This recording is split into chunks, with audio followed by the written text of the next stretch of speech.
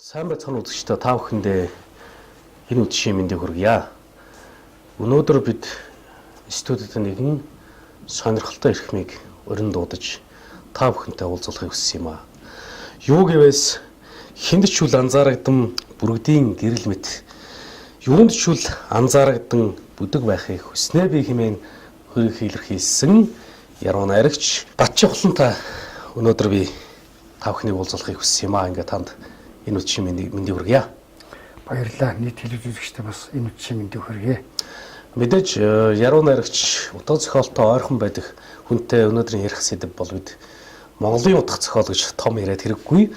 Мэдээж ойрдын ус нутгийнхаа зохиолын утга зохиолын талаар өнөөдөр бид тантай бас ярий. За дээр нь бол өнөөдөр Ганжуур Жавин Батчахлан маань хоёр шин номыг өнөөдөр үлгийдэн авсан энэ Баяр цагийн мөчид ус нутгийнхаа үзэгчдтэй таныг номын тухай, утга зохиолын тухай сонирхолтой яриа хөрнөх байхаа гэж бид бодож байна.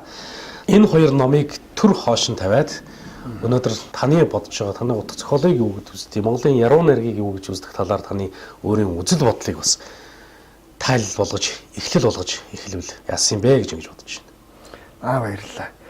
За энэ Монголын утга зохиолын ертөнцид бол манай нутгийнхны оруулсан хүн нэмэр өндөр байдаг. 1940-од оны үед дэмжигч яв. Ер нь 19-р зуунаас бол 20-р зууны ихэнх үед луу хүн буюу усан дундууг тийм ээ. Энэ хүн их мундаг том яруу найрагч их гүйшин байсан. Энэ хүний хоёр хүүхэд төр Цэдэн Бал бас нэг хүн байгаа. Энэ хоёр хүн бас эцэг дураас нэг сайн номтой найрагтай тийм лам хүн байсан. Монголын уран зохиолын өнөөгийн Монголын зохиолч дэвлэлийн шавыг тавихад гар бие оролцсон Үлжитийн Бадрахыг бид нар бас дурсахгүй байж болохгүй. Энэ хүний намаас өгсөн тушаал шийдвэрийн дагуу энэ хүний гаргасан гар бие оролцсон хүчинд Монголын зохиолч дэвлэлийн анхны шав 1927 онд тавьчихсан байдгийг. Энэ бол бидний манай улсчуудын бас хэлэхгүй өнгөрч болохгүй их бахархал түүхийн нэг сэжин байгаа юм. За 1940-од онд дэмжигч байсан залуугаараа тэр өнгөрсөн 1950-60-ад онд одоо манай мөнгөний бизя манай пэлдүүрийн пэлдэн арайд өгнөх том найруулгын мастер сэтгүүлч Монголын сэтгүүлчүүд бас их том хүн нэмэр уруулсан пэлдэн гэж юм байлаа, Мэлхаватар гэж байлаа, яруу найрагт их том хүн нэмэр уруулсан гүн самбын санджаа гэж Монголын зохиолч дэвлэлд нарийн бичгийн дор хүртэл хийж авсан Монголын яруу найрагт тод мөрөө үлдээсэн түүх намтар нөөрөө их том сонирхолтой тийм намтартай ийм хүн бол бидний ярихгүй тийм ээ өнгөрч бас боломгүй их сайхан тийм дурсамжтай түүх байна. Сайхан байна. Тий 90-ад онд бол монголчууд Монголын уран зохиол Монголын зүс бүг амдууд гэж их сонин шүлгээрээ утга зохиолын ертөнцид өөрийнхөө тод мөрөө үлдээсэн. Одоо 7 сайхан яруу найрагч одоо Пүрс Сүрэн байна. Төрийн Баянсан Молцонгийн Сүхбаатар Лавсрын тийм ээ Пүргийн Лавсрын гэдэг 7 сайхан яруу найрагч жагсаж орж ижсэн алга дарам номон гарч орж ирээд Бавгийн Лавсрангой зүс бүг амдууд гэж их сонирхолтой ном энэ ерөөсөө бүлэг цус орж ирлээ гэж дуу голдон сахиж байсан Монголын уран зохиол. Тэр нь өнөөдрийн уран зохиолд бол нэгэн чимэг, нэгэн тод мянга болж үлдсэн. Дууны яруу найрагт одоо бид бас сонгор цулын гэж хэрэгдэг. Нөгөө Ядам сүрэнгийн Бадам сүрэн. Ядам дурчин Бадам сүрэн хэлэхгүй байж болохгүй. Маш сайхан тий. Яриулах сайхан түүх байна юм бол бидний бахархал да. Тэр Окторгуун далайн гэрэл чөлгөн сондор оршвоо гэж Батчахлан ах бол ийм номыг бол эмхтэж гарч ирснийг би одоо санаж байна. Тэгэхээр бол яагаад энэ номыг одоо та гаргах болвоо тийм ээ. Энд бол одоо орчин цагийн одоо утга зохиол бас өөрийн мөрөө үлдээж яваа. Манай ус нутгийн яруу найрагчдын уран бүтээлүүдээс онцлон оруулсан юм бүтээл болсон бас сонь содон бүтээл болжээ. Тийм ээ. Тэгэхээр утга зохиолын одоо нэгдэл маань одоо юу хийж байна тийм ээ. Энэ талаар бас яриаг өргөжлүүлэх үү. Тэгээ энэ номыг Окторгуун далайн гэрэл шүлгийн сондор оршоо гэж номыг өмнө гарах гэж 5-6 удаа орлого хийсэн байдаг байлээ. Молцонгийн Сүхбаатар, Бэлгийн Нуруугай, Давгийн Жаргал сайхан төрийн баян сан гэд манайхан гэд янз янзын үед өөр өөрийнх нь санаачлаг гаргаад тэр нь ямар нэгэн санхүүгийн ч юм уу эсвэл материал зөвлөх тал дээр ч юм уу судалгааны тал дээр ч юм уу ямар нэгэн байдлаар амжилтанд хүрч чадаагүй. Миний би 2011 онд энэ асуудлыг гартаа барьж авч 91 увсын гэсэн яруу найрагчдын номыг хэвлүүлэл үзье. Тэр нэг судалгаа байх хэвээр. Тэр судалгааг нь хил тод болгоё гэдэг. Тэгээ энэ талаар би нөгөө Норуу бах руу уцтаж уцаар ярьж Норуу бахын дэс материал зөвлөж би бас Улаанбаатар зохиолчдын хилтэй хамтарч Улаангуй сумын Улаанбаатар дэх нутгийн зөвлөл одоо түүний тэргүүн Инхбаатар гүйс захирал энэ Гамбат Сиблийн Гамбаттай ингэж хамтарч хөөцөлдөж богино хугацаанд бол энэ номыг бүтээсэн. Энэ номыг бүтээхэд ямар ч гэсэн хүн хуульчлуулаас бол хүн орхигдоогүй нин сайшаалтай. Тэр миний дээр дурдсан тэр утас хөл тод мөрүүлдээсэн тэр манал жавын дэмжиж яваас ахуулаад тийм ээ луу гинээс ахуулаад парчин туулчаас ахуулаад тэгээд мөнгөний бизя дүгрийн бэлдэн баярын Мэлхаваатар тийм ээ тэгээд бүтсэн. Тэгээ энэ номын нэг онцтой бусад аймагуудын ном бол зөвхөн аймгийнх нь өөрсдөө их өрдөг бол энэ номыг бол их өрж авсан нь бол Шарвын Сүрэнжавга Төв аймгийн Шардрын Дулмаага Төв аймгийн тэр өнгөрсөн 20 дугаар зууны Монголын одоо яруу найраг тол мөрөө үлдээсэн тэр Бавгийн Лавсрангой Арлааны Эрдэн учир тэр гэх мэтлэн олон хүмүүсийн номд бол өмтгөл бичсэн. Тэрийгээр энэ ном бол бусад аймагуудын номнууд бол их давуу талтай. Тэгээд нөгөө нэг яруу найргийн хөгжлийг төвчээлсэн. Тэрийгээр залуу үеийг бас энэ номд оруулсан. Сүүлийн үед гарч иж байгаа залуучуудыг бид нар урам аваад цаашид хийх болтгоо гэж оруулсан. Тэр шүлгүүд нь бол янз янзын урсгалын шүлгүүд багтсан. Нөгөө олон жилд яруу найраас ардна модерн, постмодерн энэ номын нэг чимгийг бол дурдахгүй өнгөрч болохгүй. Хинтээ аймгийн Дадал сувнд төрсэн мөртлөө би Увс аймгийн хүн миний судсаар дөрвд цус гүйж байгаа гэж өөрийгөө тунгалж арчсан. Постмодернизм зэг баатарханд галсан сөх бол яалч явахгүй энэ номын чимэг. Өөрийгөө бол би дөрвд талааны хүн гэж тунгалж би усын хүн гэж гарч ирж энэ номдоо өөрөө би орон шүү гэж хэлж орчихснээр бол энэ манай номын бас нэг баялаг түүх болсон юм. Одоо тэгэхээр бас уран зохиолын нийтлэхэд байна уу тийм ээ? Тэгэхээр нийтлэг юу хийж байна?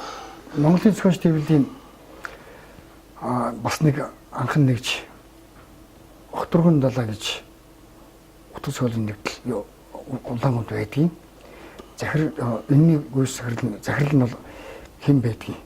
Одоо Улаангуй сумын засаг дарга одоо энэ манай хэн байгаа гай байгаа юм. Тэгээд би харахтаа бусад утас зохиолын салбар нэгжүүдийн ажиллаж байгаа тэр жишээлбэл Говшинбөр утас зохиолын нэгдэл маш сайн ажиллаж байна. Доронговын тэр утас зохиолын нэгдэл сайн ажиллаж байна. Ховдынхан сайн ажиллаж байна. Андшгүй Монголын зохиолч төвлөлтөд би их ойр дотнод учраас түүний гишүүнээс орж ирж байгаа анзаарч өгдөг. Жилийн ажлын тайлан гарахт бол тэн дээр бол хийсэн ажлыг тайлан. Тэд ингээд бичгээр тайлбар явуулдаг. Тайлан нэрдгүү ажил хийж байгаа нь мэддэггүй анзаардаггүй. Тийм байгуул бол манай Увс аймгийн утас зохиолын нэгдэл. Огторгон далайн нэгдэл. Ямар нэгэн өсвөрийн юм уу насан туршидын арга хэмжээ зохион байгуулдаг байсан бол зохион байгуулдаг байсан. Одоо л жоохон унтаж байна даа гэж би боддгийг. Энэ ямар нэгэн орон нутгийн засаг хөрөөний байгууллагын дэмжлэг дутагддаг ч юм уу, менежментэнд дутагддаг ч юм уу, эсвэл нэг тийм одоо намжирхаад энэ утас зохиолын байгууллагч өөрөө аль нэг намаас ангид байх хэрэгтэй. Энэ утас зохиол намаас ангид байж утас зохиол нийгмийг сэрээж, нийгэм тэргүүн яруу найрагчдыг бол өөрөө нийгмийн оюуны тэргүүн багнаад явдаг.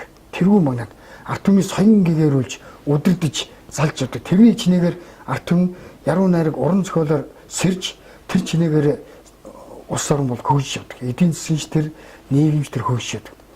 Тэгтэл манайд бол анзаарч байгаа юм бол манай Увс аймагт бол энэ жаахан сул байна удаа л гэж би харж байна л да яг. Одоо шүүмжлэхээс ч өөрөөр одоо ингээд шүүмжлэхгүй хаяад гарахаар чинь энэ ингээд улам мунтаад байх вэ. Би зөвөр Норуугааг л юу гэж харж байгаа нөхөр энэ юу яачлаа да. Нэг одоо нам өөрөө нэг тийм нам дагсан хүн болоод ирд юм уу тэр намынхаа хүнд өнгө гэдэг ч юм уу. Энэ нам бус хүн байж болно, ардын намын хүн бас байж болно шүү дээ. утас цогт ээлтэй хүн байх хэрэгтэй. Тэр нам болгох тамаагүй. Утас цогт ээлтэй, утас цогт халуун сэтгэлтэй хүн байж энэ утас цогч нь өөрөө жимээ гаргаад явна. Тэгэхгүй бол энэ жим улам бүдгэрнэ. Жим бол балартна. Бид жимээ утас цогтын жимээ бол балартуулж болохгүй. Улам бадрангуй байж байгаа байхгүй тэр. Тэгэхдээ энэ яг хуу Улаанбаатарт байгаа манай хувьсынхан бол өөрийнх нь хүрээнд жишээлбэл цог нэмэх байж юм тийм ээ. Гэгээ муу заавлаа тийм ээ. Тэр Тэнгэрийн хүүгээд маш сайхан. Одоо манай хин Уянсүх Айшиг номоор өнгөрсөн жил юу авчлаа, алтангууд авчлаа. Баян сан өөрөө алтангууд авчлаа, зохиолч дэвлийн шагнал авлаа. Мөнгө 60 сая зохиолч дэвлийн шагналыг өнгөрсөн 1 сард авлаа. Энэ увсаас төрж гарсан уран бүтээлчд Улаанбаатарт бол өөрөөрхөн үүргэн гүйцэтгэж байна. Увсад ажиллаж байгаа байгууллага дараагийн бидний дараагийн халааг хэрхэн бэлдэж байна гэдэг асуудал дээр энэ боловсролын байгууллагатай хамтарч ажиллах хэрэгтэй, сургуулиудтай хамтарч ажиллах хэрэгтэй, сум сумтай хамтарч ажиллах хэрэгтэй. Энийг ганц зангиддаг юм бол огторгон талаа төв. Чухам минь зангидж гэнэ үгүй юу гэдэг нь бол мэддэхгүй байхгүй. Надад бол анзаарч байгаа нэрээсээ тэр одоо нэг шүүмжлэл одоо энэ юу хийж яана гэдэг нь анзаардаггүй.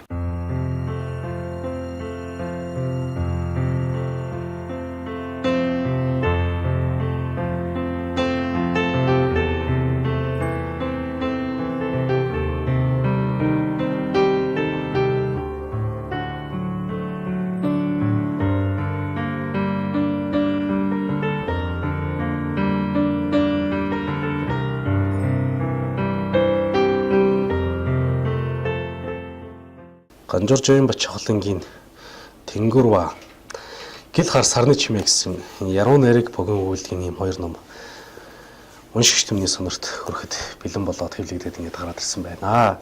Тэгэхээр энэ номнуудын талаар ингээ яриа гэж бодож байна. За та өчигдөр би тантай уулзчаад та надад гарын үсгээс урж энэ хоёр номыг өглөө өчигдөр орой би бас энэ хоёр номыг уншиж үзлээ. Ямар одоо өнцгөөс ямар бодлоор ямар сэтгэл оюунаас чилээж ингэж бичсэн ном бэ гэдгийг бас одоо бяцхан уншигчийн хуваар тандахыг ингэж хичээллээ. Нилээд бас их сонирхолтой ном байлаа. Яагаад та энэ богино өгүүлгийнхээ номыг Тэнгэрва гэж нэрлэвэ? Надад энэ нэр их санагдлаа.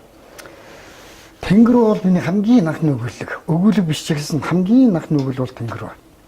Тэнгэрва би энэ ус нуурыг бол ижийн нуур гэж бодож явдаг. Ижийг минь орлож үлдсэн. Би хөөхт байхдаа энэ нууранд орж шумбаж тоглож өссөн. Тэгээд би хүний нутагт явахдаа дандаа бодож явдаг. Нэг ус нуурын тухай нэг дуу хийгээд нэг хожимцгоос натаа хамтраад би хийх гэсэн чинь нэрээсээ дандаа хүний мөр орчих гэдэгээс болдгоо. Тэгээд нэг юм бичсэн би. Нулимсанд намтагсан ус нуураа гэж хэлээд яасан чинь нөгөө хүн өөрөө хөвшлийн хүн байхгүй юу? Хөвшил далаа ирдэг хүн болсон. Би ус нуур ирдэг тэр. Тэгээд ус нуур өөрөө их гоё тийм нулимсны амттай байхгүй юу? Нулимсны амттай. Тэгээд би тэр юу анзаарсан гэхээр миний нулимсанд амтагсан нуураа гэдэг нэг мөр байдаг. Тэгээд хөвжин цогч бачглаа би нэг юм ойлгохгүй байна. Нулимсанд амтагсан гэж юу яриад байгаа юм бэ? Одоо нуурлуу ингээд нулимсаа ингээд амталт юм уу? Нүдээр ингээд амталт юм уу гэсэн чинь чи ямар механик сэтгэлгээтэй юм бэ? Далаа чинь ямар байд чи мэдгүй гэсэн чинь зүгээр л карантин чивэр сууд ч тэгэхгүй. За чи хөвшил далаа тийм байд юм гэсэн чинь тий бид нар зүгээр загтаа явж байгаа л зүгээр аягаар ингээд утгаал уудна ш тэгэхгүй. Тийм тэгвэл хөвшил чинь далаа биш юм байна өөр юм байна. Ус чинь далаа юм байна. Ер нь далаа тэнгис чинь шорог амттай гэдэг.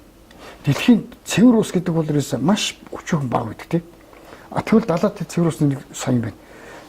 Хөвшил бол ус нь бол яг хүний нулимс ямар амттай гэдэг чи өөж үзсэн үү тийм хүний нулимс ямар амттай гэдэг увс нур тийм амттай гэдэг. Тэгж би нэг ярьж ирсэн. Тэгээд тэр яриагаас сэдвлээд би нуурын хөвөнд очиод бодоод сууж байхад энэ Тэнгэрва энэ нуур ингээд долгилж байгаа, далавч хурлж байгаа. Тэгэл ингээд бодоод сэлээд ингээд явж байхдаа тэр нуурын долгис энэ тэр үндсэндээ бол нуурын хөвөнд дээр би анх төрж үтсэн өгөрлөг. Тэгтээ нэг тийм цагаан өгөрлөг биш.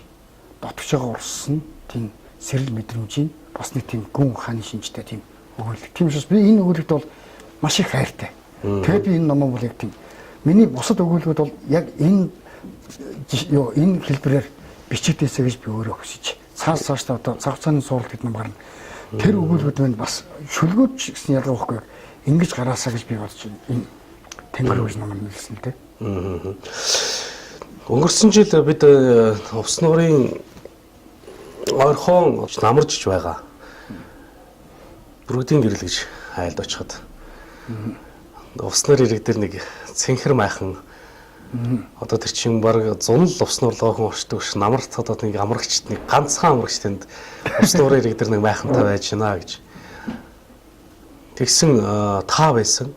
Бид бас тантаа ингээд уулзчихсан. Тэгээд увс нуурын ирэг дээрээ даян хийгээд ч юм уу увс нуурынхаа чимээг сонсоод тэндээс одоо жинхэнэ онгод далдаж дуудаад ингээд аваад магадгүй энэ номнуудын олон өгүүлбэрүүд тэндээс яруу найраг шүлгүүд өрсөн байх гэж байна.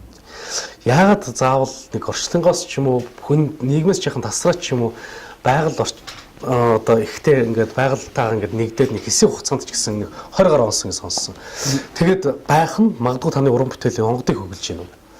Тэр юу л да. Энэ нэгдүгээрт бол оюун санааны эрхчлөөг бүрэн хангах гэсэн зорилго. Сэтгэлийн эрхчлөөг бүрэн хангах гэсэн зорилго. Тэр их дуу чимээтэй Улаанбаатар хотоос би бол гэртээ бол олигтой юм биш чаддгүй. Яг л юм бичихээр хүн орж гараад нөгөө төлөөрөө телевиз, энэ төлөөрөө хөгжим тийм ээ. Тэр манай гэр бүлийн гишүүд чинь хөгжим сонсох эрхтэй, телевиз үзэх эрхтэй. Би тэр эрхийг хааж болохгүй шүү дээ. Би юм биш чинь телевиз унтраа, хөгжим унтраа. Тэд нар гэртээ таавар байх эрхтэй. Та нар гарчаа би бичмээр ингэж ирэхгүй шүү дээ. Тэгэхээр нэгдүгээр би тэр очихоос сугцсан. Нутгийн зордож ерөөсөө тэр. А нөгөө талаар энэ уул усан нам бас миний зүүдэнд орж ирдэг. Намайг бас дуудаж бай. Эргэж. Тэ энэ нуурын хөөн дээр ирээд энэ нуур гэдэг чинь энэ уул гэдэг чинь өөр амттай. Энэ салхид чинь өөр амттай. Тэр салхины чимээ, тэр зэгсний найргалын чимээ, тэр нуурын тэр өглөө ингээл босоход ингээл тэр гал ингээл гой ингээл асж байгаа юм шиг нуур ингээл дуурдаг. Эсвэл ингээл бороо орж байгаа юм шиг дуурдаг. 9 шидийн хэлээрээ нуур надтай ингэж ярьдаг. Үндсэндээ энэ ном дээр бичиж байгаа энэ юмуд бол нуурын хэлийг үндсэндээ би орчуулж байгаа гэж тийм ээ. Байгалийн хэлийг би нэг орчуулах гэж оролдож байна гэдэг юм тий. Одоо энэ чинь давлага далавч хэсгэн далавчд эсээд хөөрн нисэн буун. Зэллэг шуудын зэллэг нисэх шуудын зэллэг давлгаа зааж өгнө. Даллан үдэн намар болжээ.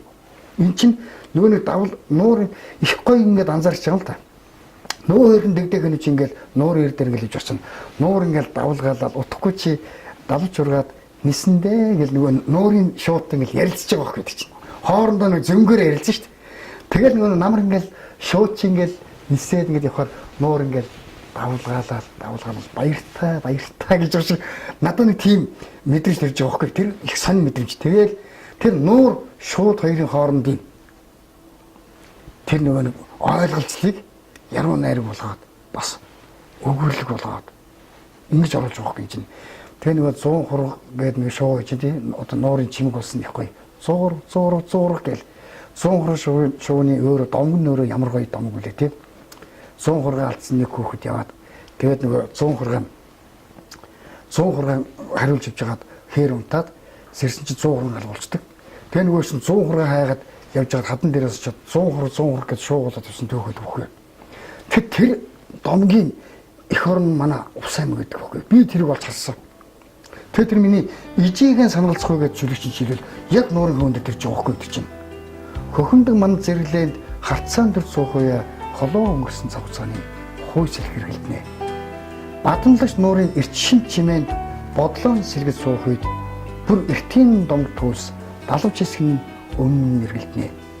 100 хургийн зөөлөн дэвэлт зүсэр бороо мэд нүдэн ирэхэд үрээн ирсэн ижийн мэгшилд хасар цуулна зөөлөн салхисаас. Өөр ингэж орлож байгаа хгүй. Би нэг 100 хургийг бодвол тэг чи өглөө ингэж босоод нуурын хөөр ингэж би ингэж чимээ чагнаал аниртай л ингэж явж гэнэ гэж чинь. Бичихээс илүү би бодлого хуваалцах. Тэгээд дараа майхан дээр ирээд орж ирсэн юмуд ингэ тэмдэглээд дараа нөгөө хот очоод гэрт очоод нэг шин босч юм гэж. Тэндээс олж авсан юмудаа ингэж бичнэ. Энэ нуур бол өөрөө маш их тийм хүнтэй ярилцах дуртай хүн анзаарах юм байна. Тийм учраас би энэ яг ус нуураа зорж идэх шалтгаан. Яг энэ юу одоо нуурч эхлэхгүй манай харьхаа уул байна, энэ чандун уул байна. Бүгд өөр өөр хэлтэй, өөр өөр яриатай. Харьхаа уулын хэл яриаг бол уян сүх амилуулж байна. Жишээлбэл манай уян сүх тийм ээ. Одоо чандун уулын хэл яриаг одоо хэн намжилт бид нар хийж нэгээс амилуулж таараа. Хэн нэг хэлж таараа. Энэ чандун уулч өөрөө их домгийн уушууд юм чинь. Энэ бол маш их тийм эртний олдрууд байдаг. Эртний одоо хэрэгсөөрүүд байдаг тийм ээ. Хүн чулуунууд байдаг. Тэр ижим юм шиг хоёр аршаан байдаг. Энэ аршаан ширгээ тэнэгд чинь гол буруут нь бид нар юм байгаа юм. Наадалт байсан тэр бүх модын одоо энэ тухай би энэ цогцооны суралтын өгөл урах. Тэр тухай урах тэр аршааны ерөн тойрон байсан битүү модыг бол тэр үеийн засаг захиргааны удирдлага бол бүгдийн тариац. Одоо бол мод байхгүй. Тэгэхээр ч нөгөө нэг гоё гол горхнууд ингээл багасаал бидний нөрөн дээр л бид бол тэр эмгэнлийн сүйдрийг бид нар харж байгаа байхгүй. Хамгийн нэмэлт ертөнцийн бид нар энийг одоо биш үлдэх хүн болохоор тэр номын хуургууд анзаарч бичих хэрэгтэй. Тэгэхээр л одоо энэний төлөө одоо ирж байгаа шүү дээ нутгийн зориод. Нутгаас алсад суух хүн нутаг амьтаа улам их амьтаа болдог гэдэг. Одоо нутагт амьдарч байгаа бид бүхэн магадгүй бас дотор нь амьдарч байгаа учраас тэр бүрийг анзаарч харагддаг байх. Алсад сууж байгаа та нар нутагтаа юу болж байгаа, нутаг маань цаг хугацааны хувьд өөрчлөгдөж байна уу, амьдарч байгаа хүмүүс нь яаж амьдарч байна гэдэг арай нэг өөрөөр соргоор хардаг, мэдэрдэг байх л та. Тэр тусмаа утга зохиолч яруу найраг шүний хувьд. Хөгжлийн төлөв байдал гэх юм бол сайхан зам сайхан хөгжиж байна. Дээр нь нөгөө юу бол аймаг бол хөгжиж гинөө. Сайхан 9 давхар байшин, 7 8 давхар байшин дээр баригдж байгаа юм байна. Би анзаарлаа. Ер нь бүтээн байгуулалт ажил хийж байгаа юм. Сайхан байна. Би энэ аймгийн нэг их сайхан хөгжиж дэвжээсэ гэж боддог.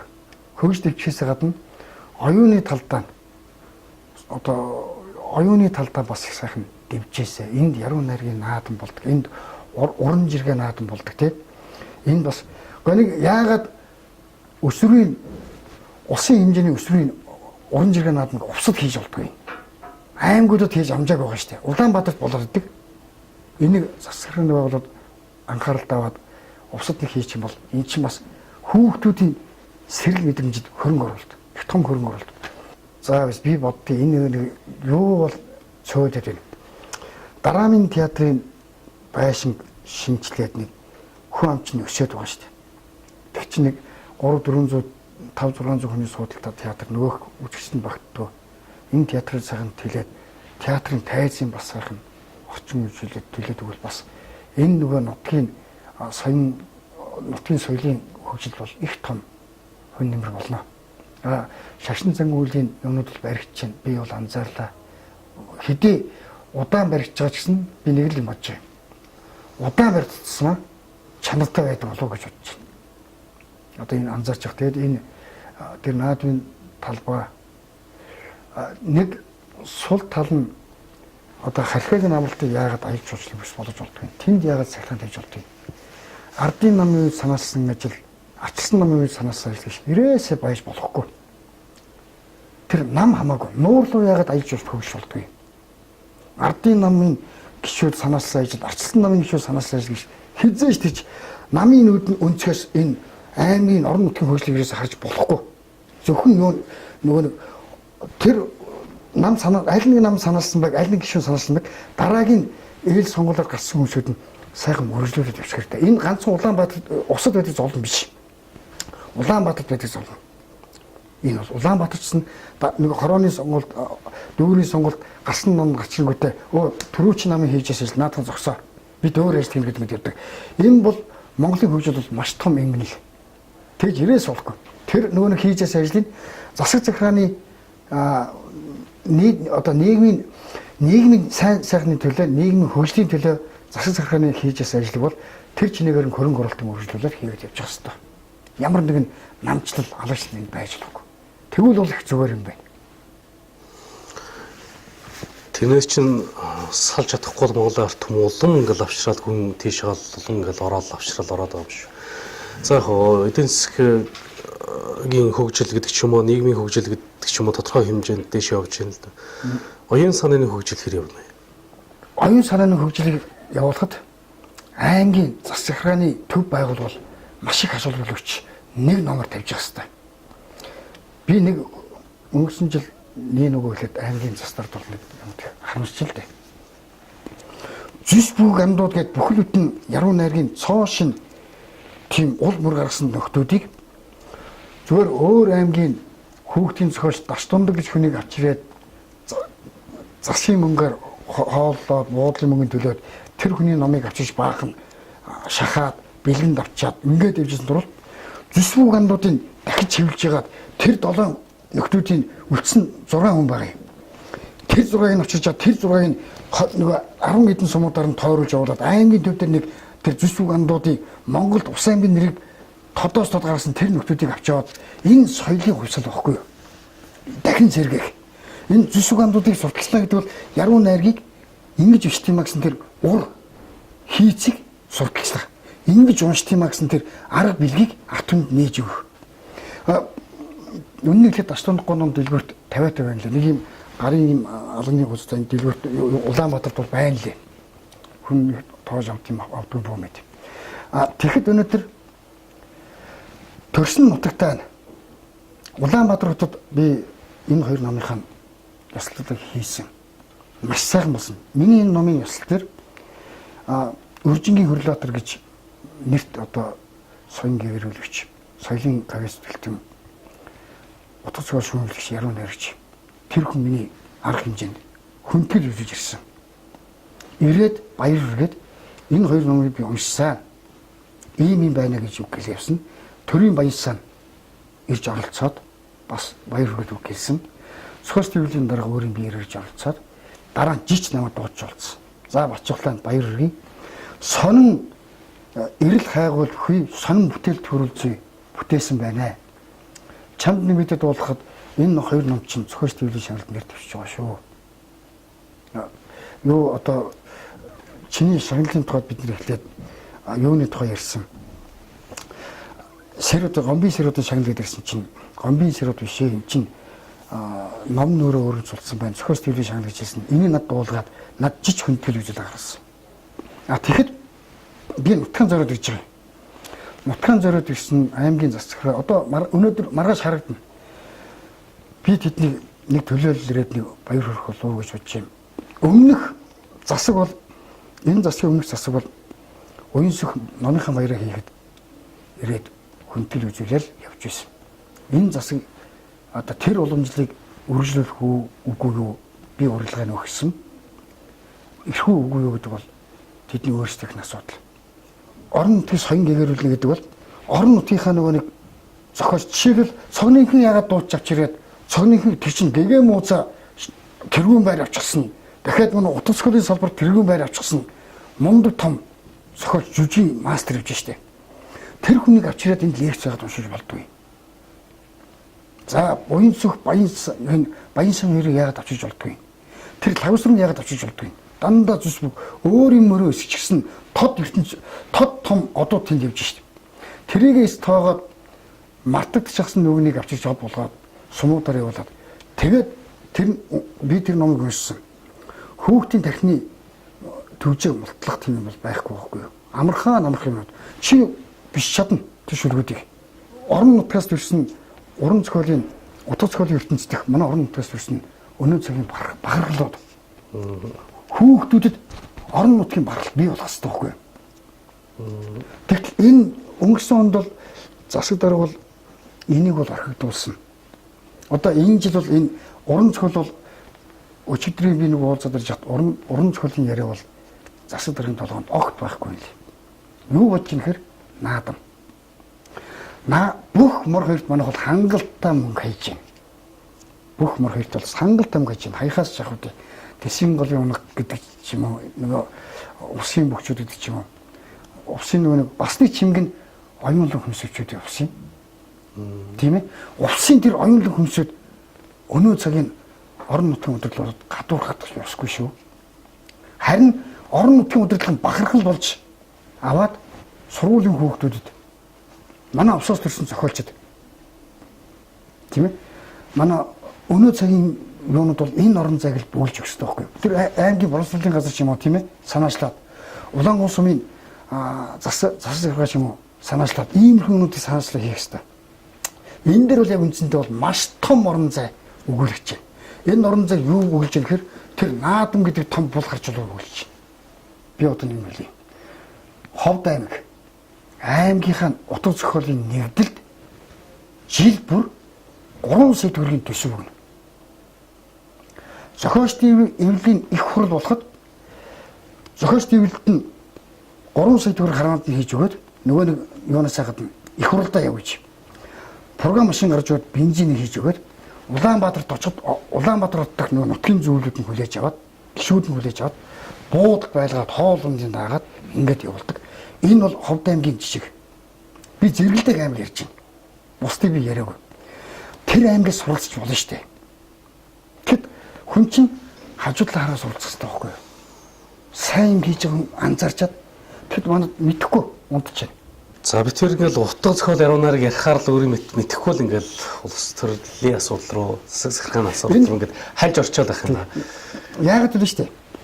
Энд уран зохиол унтж яхаар байна шүү дээ. Уран зохиолч хүний хувьд бол бүхэнд л яадаг байхгүй юу? Энд одоо би ингээд ховд руу ингээд одоо би ингээд маргааш нөгөө төрлийн ховд руу орно. Тэгэхэд ховдынх нь ховдын утгасчвал гадны хүн ирэхээр хүлээж авдаг. Модон би гадны уян сүх техник гадны 3 зохиолчтой ирсэн. Ирээд ус нууранд оруулаад харьхаад унтуулаад нуурын хөөнд унтуулаад маш гоё явж байгаа хгүй. Аймаг байхгүй хүлээж аваг. Ховдод очлоо. Тэгэхэд засаг дарган хүлээж аваад зохиолчдын гэр гэж буян толын хөвөн дээр гэр барьж өгөөд зохиолчдод хоолын нүг гэж хэлээд 5 идэ шүл гаргаж өгөөд энэ засаг дарга чинь Ховд аймгийн засаг аль чадж байгаа биз? Тэгээд хамгийн сүүлд хүлээ авалтанд оролцоод тэр хүлээ авалтын хүнд очоод бид нар явж хаад аймгийн засаг тэнд сууцлага байхгүй юу? Бидний харсан, уулзсан, мэдлсэн. Тэгэд Ховд аймгийн засаг бол ажил шатж байгаа биз? Энэ зохиолчд маш их дээдэлдэг. Нөгөө нэг бизнесмен эдийн засгчд улс төрчд гэхээс илүү нөгөө зохиолчд гэдэг энэ ховдын чинь тийм оюун тэгэхээр ч ховд чинь илүү хүчтэй хөгжихгүй яах юм бэ? Оюунлаг салбарыг чинь тэд нар соёлын салбарыг чинь тэд нар улстай ингэж хөгжүүлж байгаа юм чинь аймаг бол өөрөө ирэхгүй ингээл хөгжиж байгаа байхгүй. Тэгж чадахгүй бол аймаг хөгжиж байгаа юм шиг харагдаж зүгээр ингээл унтаал байгаа байхгүй ерөөс. Яах вэ? Бүтээн байгуулалт хийж байгаа сайн хэрэг. Гэхдээ энэ аймагт бол нэг соёлын жаахан ажиллагаа зохион байгуулах хэрэгтэй.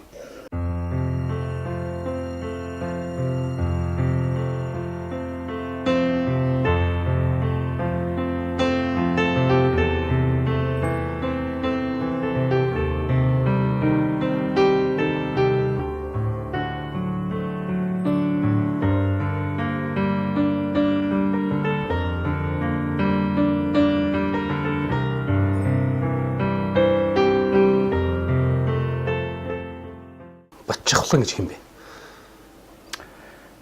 Би жирийн нэг бидрэг түн өмөлцөх бүтээлч юм, уран бүтээлч юм. Өөрөч би зөвхөн бичгийн төлөөл төрсөн. Тэгэхдээ их утга зохиол би хожоо орж ирсэн Монгол Улсын их сургуулийн хуулийн төгссөн. Энэний урт талд 10 төгсөд цэрэгт явсан. Цэргээс ирээд барилга трестэд ажилласан. Дараа нь усны аж ахуйд ажилласан. Тэгээд Монгол Улсын их сургууль болсон. Надад нэг дурсамж байдгийг. Ломносоо гэж очих усны аж ахуйг надад өгсөн. Би тэр үед маш их айдаг байсан. Яагаад намайг ломносоо гэдэг байсан болоо гэж. Одоо энэ усны аж ахуй аймгийн усны аж ахуй болд гэдэг нь шүү дээ. Энэ хүн маш сайн мэдж байгаа. Намайг ломносоо гэдэг нь усны аж ахуй. Ихэнд л дандаа ломносоо гэдэг байсан. Өнөөдөр ингээд уран бүтээлч болцсон. Ингээд сонин ном гараа сууж байна. Тэр хүнсүүдийн өгсөн хүндэтгэл намайг яг ийшэл явуулсан. Өөрөч тэгэхээр би тэр хүмүүст бол маш хөртэй. Тэр усны аж ахуйн хамт олонд бол энийг бол дурсахгүй байх наргүй. Номын сан би хүн босч. Номын саны найрамд камерын дээр байдаг байлаа. Манайхын ягаан байранд байдаг байлаа. Номын сан орой 22 цагт хаадаг. 22 цагт номын сан хаахад номын сан ч одоо энэ оюун чим гэдэг нэг хэвчүүд юм аа. Цэндэх шинтер гаднаас хойшлоход би хамт гараад гэртээ болдог байсан. Ерөөсөө номын сангаас салбар тийм хөгд байсан. Энэ мань бас намайг номын хүн болоход бас бэлтгэж гисэн байх л та. Тэг хүүхдүүд хэлэхэд номын сан гэдэг бол их том, оюуны их том ертөнц шүү. Тийм номноос битгий салаараа ном их уншаарай гэж. 1996-аас 99 онд хайрын хонгор зул гэж сонинд их мундаг томчлолт хамт нэгэн цаг дур ажиллаж байлаа. Тэр цаг үед Дармын Батбаяр гэж Монголын богино өвлөгийн хаан гэж хэлж хэлцдэггүй мундаг хүн бол манай сонины зөвлөхөр ажиллаж байсан. Энэ цаг дур бас би тэр хүний богино өвлөгт нь шимтэж оюутан ахуй цагта тэр хүний олон өгүүлэлээр жижиг дараамчилсан зохиол ингэж бичиж тайзандаа тавьж байсан ийм хүн л дээ. Тэгээд таны энэ өгүүлбэрүүдийг өнөөдөр өчигдөр ингээд уншаа сууж хахад Дармын Батбаяр хаан магадгүй тэр бас өгүүлгийн тэр сонин бүтэц бүхий тэр зүйл рүү нэлээд тийм дөхөж очисон ийм өгүүлбэрүүд одоо таны хэлээд байгаа шиг одоо тийм сэрэл мэдрэхүүн тийм нэлээд бас хүний тэр ихэд бодож унших ёстой өгүүлбэр тийм ээ. Нэг удаа уншаад өнгөрүүл магадгүй юу бичээд байгаа юу гарах гээд байгааг ойлгохгүй өнгөрч магадгүй 2-3 уншсаас ан чин гэж дотгошоо нэлээд тийм өнгөж уншвал их ухаарч уншвал их сонирхолтой хэмжээнд бичигдэхэр юм бичсэн өгүүлбэрүүд юм шиг надад ингэж санагдаж байлаа. Тэгээд бас танта анх удаа энэ дуулж байгаа биш өмнө нь бас энэ нөхтргөн далаан гэрэлт шүлгэн сондрол шуа гэдэг энэ номыг бас ингээд хийчлээ ингээд бариад гүйж яхад бас уулзаж ганц нэг үг сольж авсан. Энэ хүний хувьд өнөөдөр энэ хоёр сайхан ном өнөөдөр өөрийн оюун ухаанаас нь төрүүлээд өнөөдөр нутагтаан номын сайхан хорим хийх гэж байгаад би танд их баярлж байна. Би нэг марч сайн аймгийн захиргаа штэ сайн нэг хэд хоногийн өмнө хөгжим зохиолч нөгөө бас дууны яруу найрагч Цэрэн хоолын нэг тоглолт дараагийн театрт болсон юм. Би тэрэн дээр өстө бас их харамссан.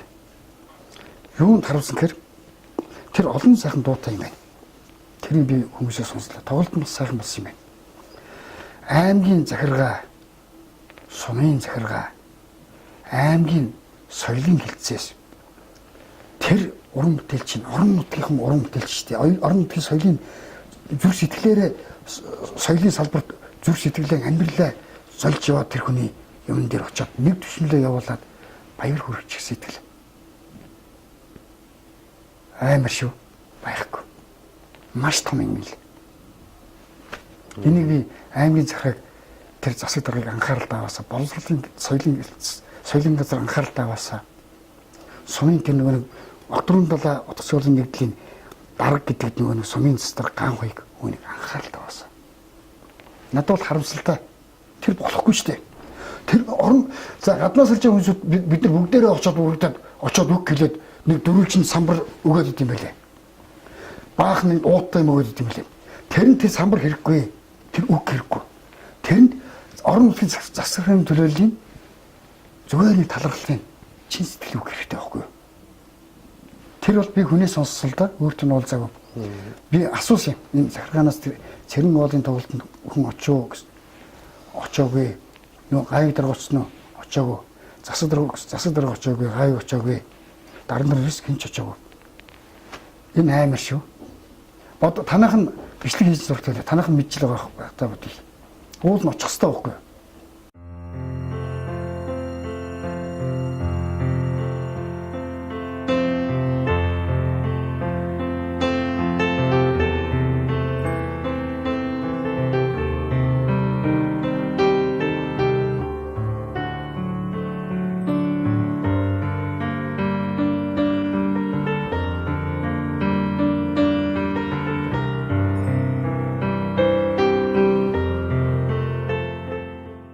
За ингээд нэвтрүүлэг маань өндөрлөх болжээ. Тэгэхээр бас магадгүй бас энд хугацаанд үзэгчтэйгээ чин сэтгэлээсээ хуваалцах тийм үг байсан бол танд үлдээ. За ямар ч байсан жаахан өнөөдрийн нэвтрүүлэг бол их сайхан нэвтрүүлэг байна. Би дотор байсан хар юм ямар ч гэсэн гаргачлаа. Энэ нэвтрүүлгийг би аймгийн засаг дарга, аймгийн тамгийн дарга, аймгийн боловсрол соёлын газрын дарга, сумын засаг дарга бүгд үчих байхаа гэж найдаж байна. Та нарын бүтээн байгуулалтын ажлыг би дэмжиж байна. Юуны төрөнд миний хэлсэн дээр хэлсэн шүүмжүүдийг анхаарал таваарай. Би дахин аймгийг соёлжуулах, аймгийн соён гэгэрүүлэх гэж зүтгэхгүй. Өөр хин нэг нь зүтгэх байх. Би зөвхөн битсээр байх болно. Би зөвхөн сэтгсээр байх болно. Ус нутгийнхаа төлөө, ижийн нуурынхаа төлөө, эцэг уулынхаа төлөө, ижийн сайхан аршаа 2 мэм болсон сайхан аршааныхаа төлөө залбирч явдаг. Увс аймаг төрсөн миний амьдын бахархал. Усчуудтай хайртай шүү. Ном уншаарай. Усад соёлын хувьсгал ялхалтгаа гэж хүсье дээ. Соёлын хувьсгал увс нутагт ялах болтугай оюун ухаанлаг усчууд гэж эртнээс нааш хэлэгдэж ирсэн тэр цаг хугацааны түүхийг түүчээг үргэлжлүүлэн манай улсын залуучууд маань оюунлаг байж, эрдэмлэг байж, улс нутгийнхаа улс орныхаа хөгжлийг манлайлагч нь байж ингээд цаашид мөнхөд хөрмөхөд амьдрах байхаа гэж ингэж бодож байна. Тийм болохоор өнөөдөр оюуныг дэмждэг, оюунлаг бүх нэг дээдэлдэг эрхэм улсчууд оюунлаг хүмүүнтэй уулзсан энэ удаагийн нэвтрүүлгээ энд хүргээд жаргаж байна. Анхаарал тавьсан та бүхэндээ баярлалаа.